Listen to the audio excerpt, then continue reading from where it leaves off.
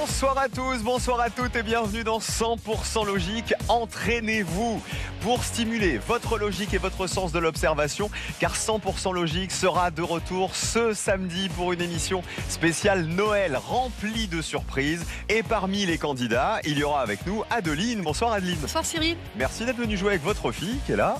Bonjour. Bonsoir Louise. Quel âge tu as? J'ai 13 ans, bientôt 14. Donc tu es au collège. Exactement. Et tu joues avec ta maman. Qui est la plus logique des deux? Je pense que c'est elle quand même. C'est plutôt Adeline. Oui. Souvent, c'est moi qui vais à la question la plus lointaine. C'est quoi votre record? Est-ce que vous avez déjà répondu à une question à 1%? Une fois. Donc peut-être que samedi, ce sera le cas. Hein, Je croise les doigts. pour la spéciale Noël, j'espère. Je croise les doigts. Alors vous êtes là pour vous entraîner toutes les deux, vous aussi à la maison. Alors voici une question à laquelle 75% des Français peuvent répondre.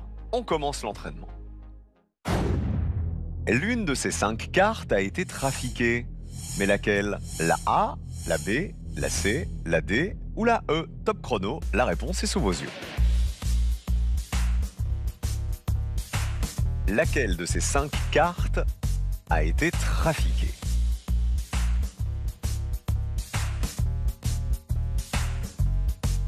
A, B, C, D ou E? La réponse est sous vos yeux.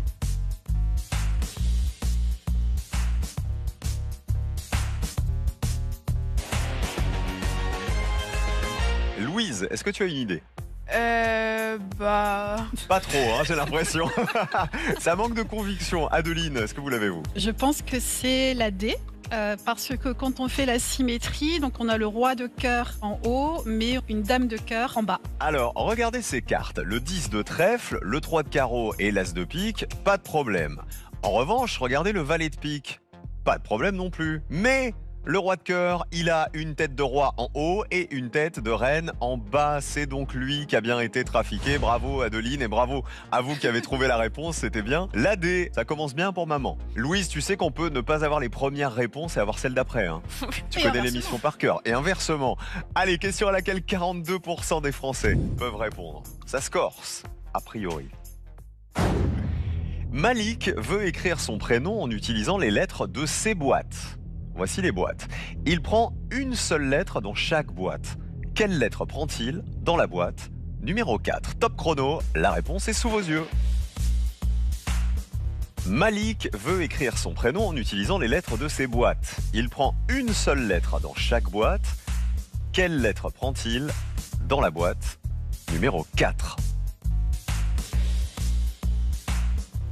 Moins d'un Français sur deux peut répondre à cette question.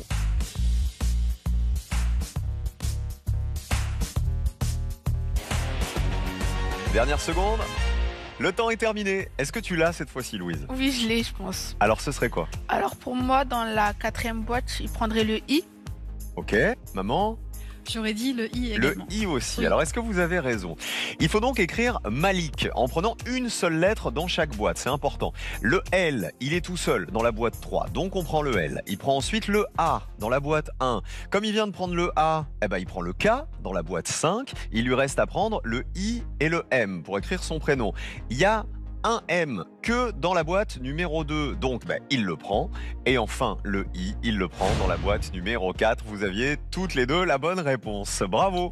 Eh ben, c'est bien la preuve, tu vois, qu'on peut ne pas avoir la réponse au début avec les questions a priori faciles et avoir la bonne logique plus tard. Bravo à toi, Louise, et bravo, Adeline. Merci. À la maison, l'un ou l'une d'entre vous va gagner ce week-end, ce samedi qui arrive, 15 000 €. Énorme trésor, 15 000 € à gagner ce samedi en répondant à la question que voici. Regardez, quelle couleur se cache derrière les lettres du mot ci-dessous?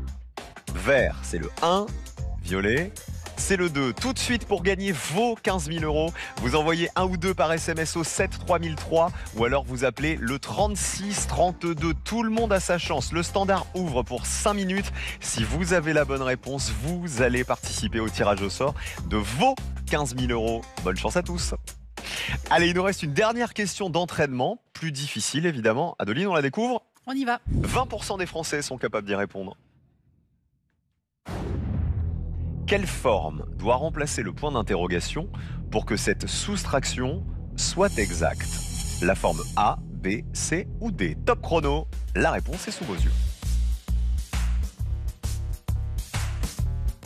Quelle forme doit remplacer le point d'interrogation pour que cette soustraction soit exacte? A, B, C ou D?